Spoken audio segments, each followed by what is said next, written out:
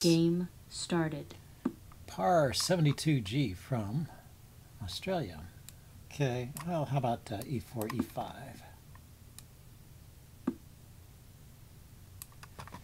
E5? This is the center game. He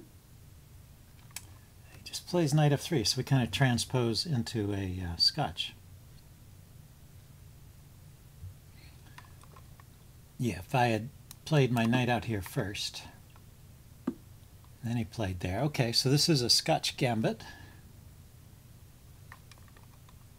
I play a pretty quiet system against the Scotch gambit. It's easy to get into trouble here. You can play bishop to c5 and just hold on to the pawn. That is a line. But I'm just playing a quiet setup where I am allowed to complete my development and put the pawn on d6. I'm going to be able to play knight f6, and if this pawn comes forward, then yeah. So anyway, he can take the pawn back in this system, so it's no longer a gambit. But yeah, like I said, I get to complete my development, so I think it's a decent trade-off. Okay, he didn't take my knight right away.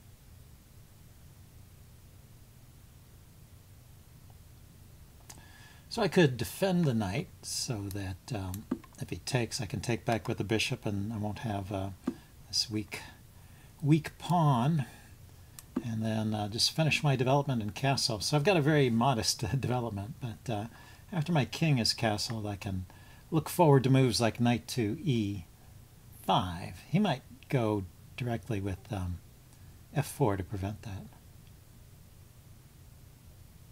We'll see what he does. White has ideas here. He's got more space. Yeah, he did. He went with f4 right away. Of course, this knight can always exchange itself for this knight, but I think I'd prefer to get castled here. So the only question is, if I castle, is there going to be a problem with e5 or f5? So e5 first, I'll just take it. I can keep taking. And f5 kind of shuts out the bishop, but gives me the e5 square. So I think there's no problem yet. I'm not dead yet.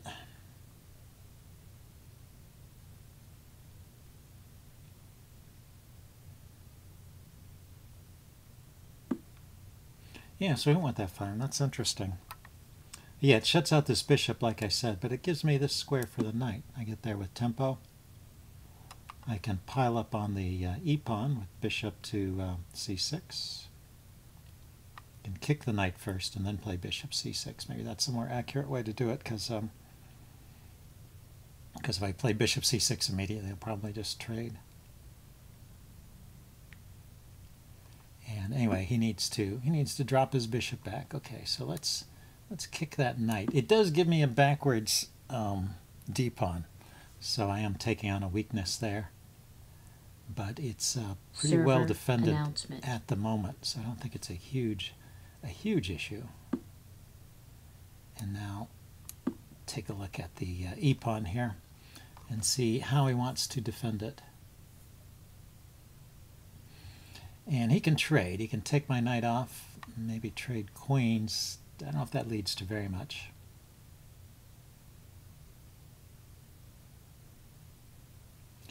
And let's see, what are my ideas here? I can expand on the queen side with a6, b5, b4, kick that knight away, weaken the e-pawn some more. I went directly for the trade. Maybe that's not a bad idea. This e-pawn might actually be weaker than the d-pawn was. I mean, he's allowed me to improve the backwards d-pawn into an e-pawn, but maybe it's going to be harder to defend. And this is still loose. There's a check on this diagonal. That's interesting. Queen here check, or pawn forward and bishop to c5 check. Okay, so he defends like that. So I can play b4 directly, right? b5. Bishop and knight. Now the bishop and the knight are both on it.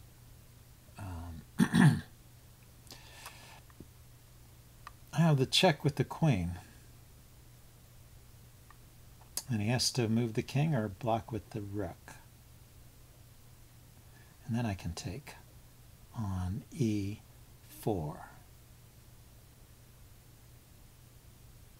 I think I like that. I think I should grab that while it's possible. He can chase my queen away after this exchange. He can chase my queen away with knight to e2.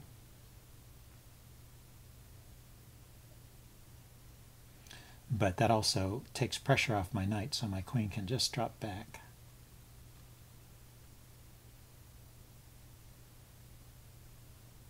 So this turned out okay, I think. I'm also threatening knight f2 check. So he probably has to take. So knight takes, bishop takes, queen takes.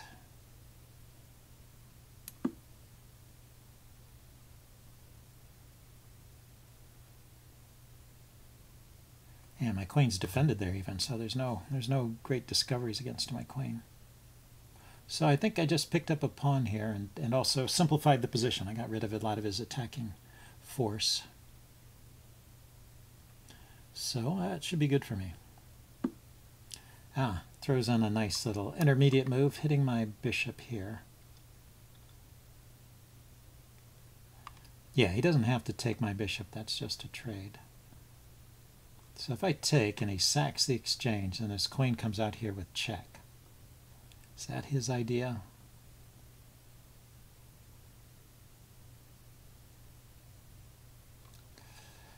So bishop takes, rook takes. I could take his bishop, and then my bishop is hanging and his rook is hanging. He could bring his queen out. I think that will be fine.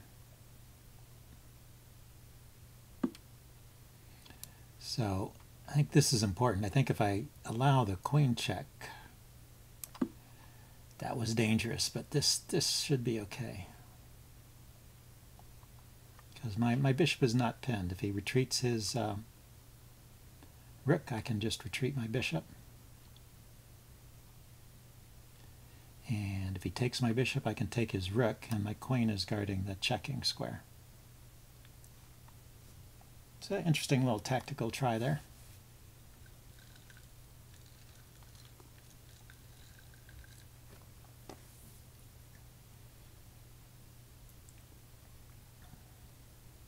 Well, I hope this game works out. I played a number of games today, and they were all pretty horrible in one way or another. So that's why this video is late. It's because I couldn't get a decent game. Yeah, so I can retreat my bishop now and just protect the f7 pawn. He can bring his rook over to... No, he can't. My bishop is guarding that square. I was thinking maybe rook d3 might be annoying. So probably he will bring his queen over. Yeah, double on the f-file. I can bring my rook out into the game. Let's see. We do have opposite colored bishops.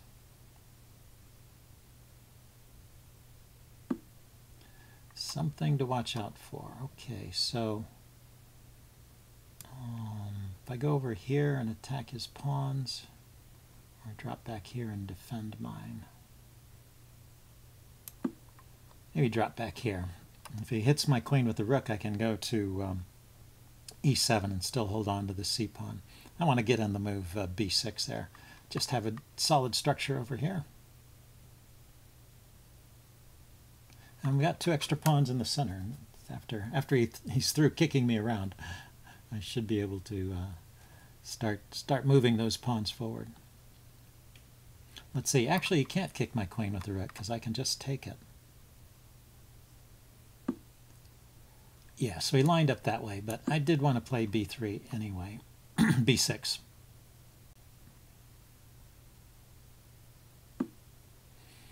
Okay, he gave his king a little lift. So what happens if I start pushing the f-pawn forward here? It seems I need to mobilize my central pawns.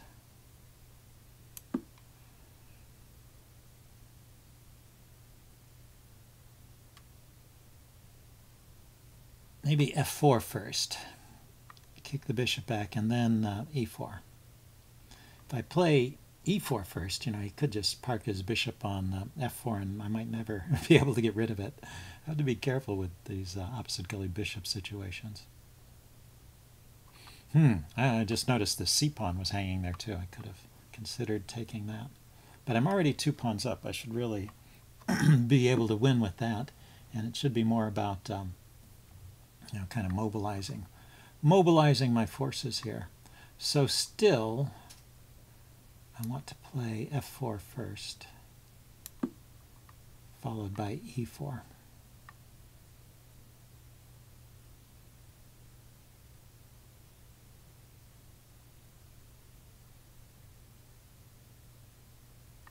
His bishop can come out to h4.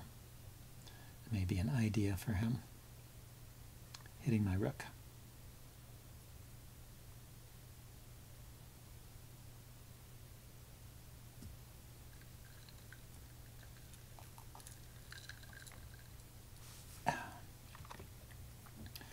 Let's see, what else? Just dropping the bishop back.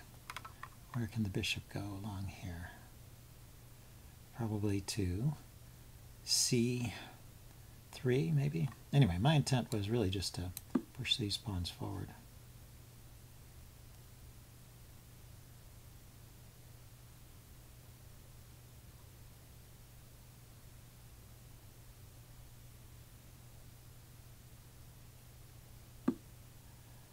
So I went there.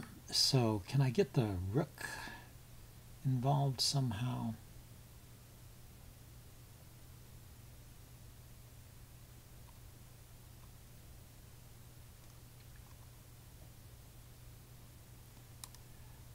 Okay, I'm going to put the queen on the f-file.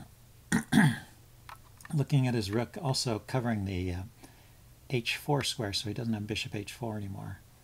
Maybe I'm going to bring the, yeah, let's lift the rook up and defend this way.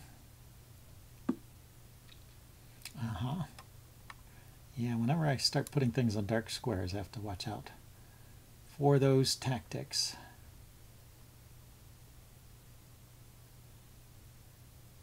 Let's go this way. I want to put the other rook on e8 and push that pawn forward.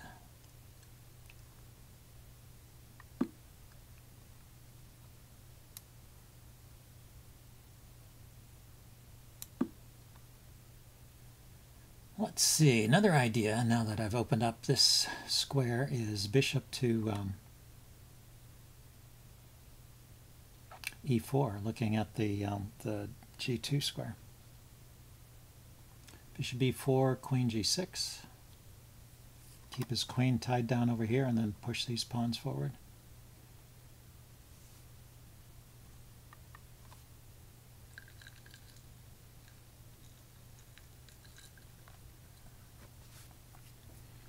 Server announcement.